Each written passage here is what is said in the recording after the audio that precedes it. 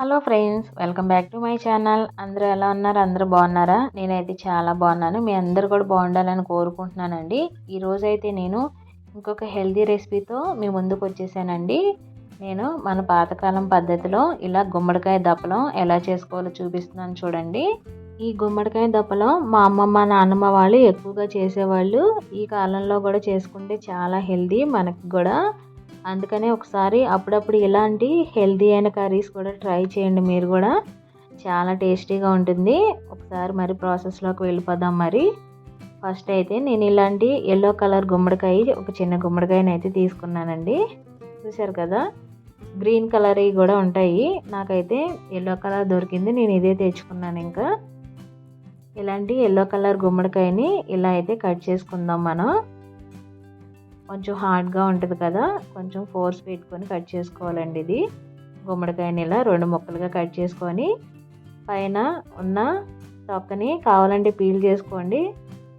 కొంతమంది పీల్ చేసుకోరు, నేనైతే పీల్ చేసుకుంటున్నాను. మా పిల్లలు తినరని చెప్పి నేనైతే పీల్ చేసుకుంటున్నానండి. అలాగే లోపల ఉన్న గింజలను అయితే ఇలా సపరేట్గా తీసేసుకుంటున్నాను.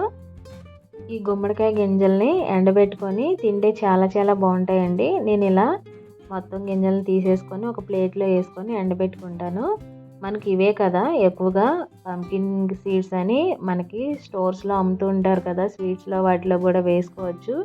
డ్రై ఫ్రూట్స్ లడ్డూల్లో కూడా వాడతారు కదా, ఇవేనండి పంకిన్ సీడ్స్. ఈ గింజల్ని ఎండబెట్టుకుంటే లోపల మనకి గింజలు అయితే వస్తాయి. పైన పీల్ ఉంది కదా, ఆ పీల్ అంతా హార్డ్గా ఉంటుందండి. మీకు ఒకవేళ మీ ఇంట్లో తింటారనుకుంటే ఉంచుకోండి. నేను మా ఇంట్లో మా పిల్లలు తినరు కదా అని చెప్పి నేనైతే ఇలా తీసేస్తున్నానండి. మొత్తం ఇదంతా కొంచెం హార్డ్గా ఉంటుంది. మనకి ఇలా కొంచెం టైం పడుతుంది. చాక్తో ఇలా షార్ప్గా తీసేసుకొని ఇలా చిన్న చిన్న ముక్కలుగా కట్ చేసి పెట్టుకోవాలండి. చూసారు కదా, మీరు తింటే కనుక ఆ పీల్ అయితే ఉంచుకోండి. మీరు తినరని నేనైతే తీసేసాను. తర్వాత అలా ముక్కలుగా కట్ చేసుకున్న తర్వాత ఆనియన్స్ కూడా తీసి పక్కన పెట్టుకున్నాను. ఇప్పుడు ఒక పౌడర్ అయితే రెడీ చేసుకుందాం. ఈ దప్పలంలోకి మనం ఇలా ఒక 4-5 వరకు ఎండుమిర్చి తీసుకున్నానండి. ఆ ఎండుమిర్చిని కొంచెం కలర్ మారే వరకు, కొంచెం గట్టిగా అయ్యే వరకు అయితే ఫ్రై చేసుకుందాం. తర్వాత ఒక 1 to 2 స్పూన్స్ వరకు, 2 స్పూన్స్ వరకు పచ్చిశనగపప్పు వేసుకున్నాను. నేను ఇలా వేసుకొని లో ఫ్లేమ్లోనే ఫ్రై చేసుకుంటున్నాను. తర్వాత ఒక 1 స్పూన్ వరకు ధనియాలు వేసుకోండి. ధనియాలు కూడా వేసుకొని ఇలా లో ఫ్లేమ్లోనే ఫ్రై చేసుకోవాలి. ఇవి అన్నీ కూడా వేగిపోయిన తర్వాత నేను ఇప్పుడు మెంతి గింజలు వేసుకుంటున్నానండి. మెంతి గింజలు ఒక 15 నుండి 20 వరకు అయితే ఇలా వేసుకుంటున్నాను. మెంతి గింజలు కూడా తక్కువ వేసుకోండి, ఎక్కువ వేసుకుంటే చేదవుతుంది. అందుకనే తక్కువ వేసుకొని మెంతి గింజలు వేసిన వెంటనే స్టవ్ ఆఫ్ చేసేసుకోండి. ఆఫ్ చేసేసి ఇప్పుడు నేను ఒక మిక్సీ జార్లోకి తీసుకొని మిక్సీ పట్టేసుకుంటున్నాను. అవి అయితే ఇప్పుడు కర్రీ కోసం ఆయిల్ అయితే వేసుకుంటున్నాను. ఒక 2 స్పూన్స్ వరకు. కొంచెం ఆయిల్ హీట్ అవ్వాలండి.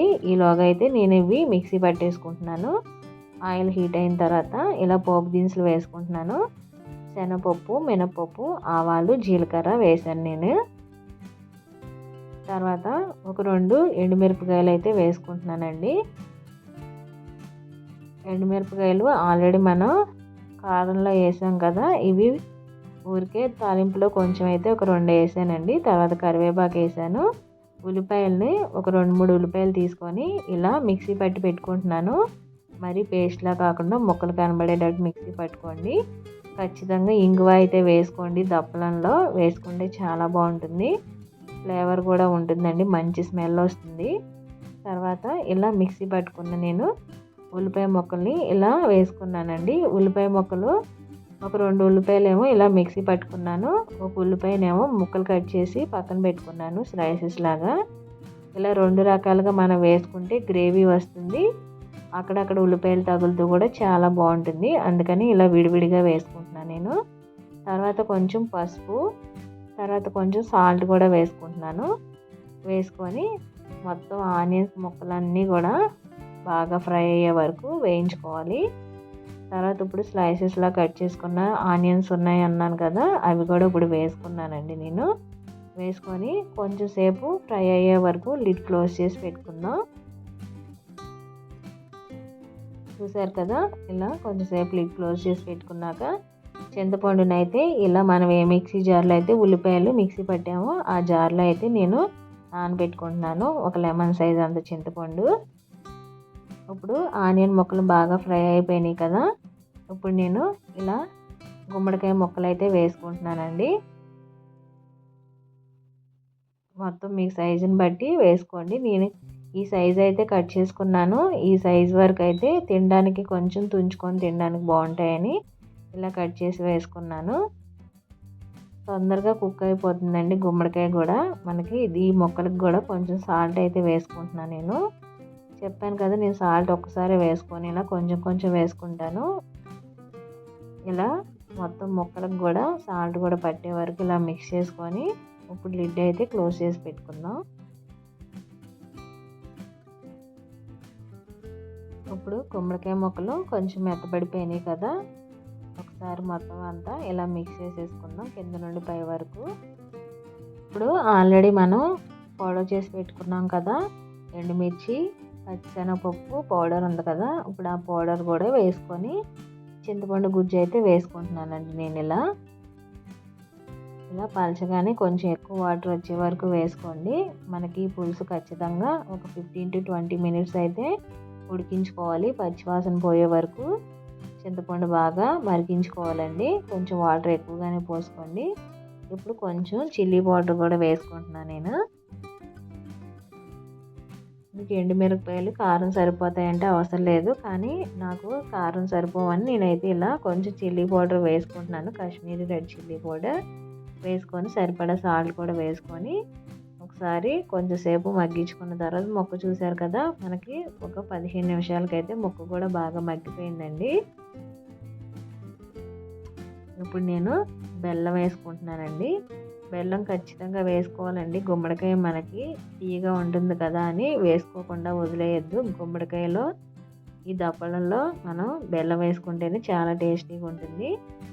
ఇప్పుడు నేను కట్ చేసి పెట్టుకున్న పచ్చిమిరపకాయలు అలాగే కొత్తిమీర కూడా వేసుకొని ఒకసారి మొత్తం పులుసు పట్టే వరకు ఇలా మిక్స్ చేసేసుకొని లిడ్ క్లోజ్ చేసి పెట్టుకుంటున్నానండి కొంచెం సేపు. అంతేనండి, ఎంతో టేస్టీగా ఉండే గుమ్మడికాయ దప్పడం అయితే రెడీ అయిపోయింది చూడండి. దీనిలో ఇంకా మనం చిక్కబడడానికి బియ్యం పిండి అలాంటివి ఏమీ వేయవసరం లేదండి. కొంతమంది బియ్యం పిండి వేస్తారు కానీ చిక్కగా అవడానికి. నేను అసలు ఏమీ వేయట్లేదు.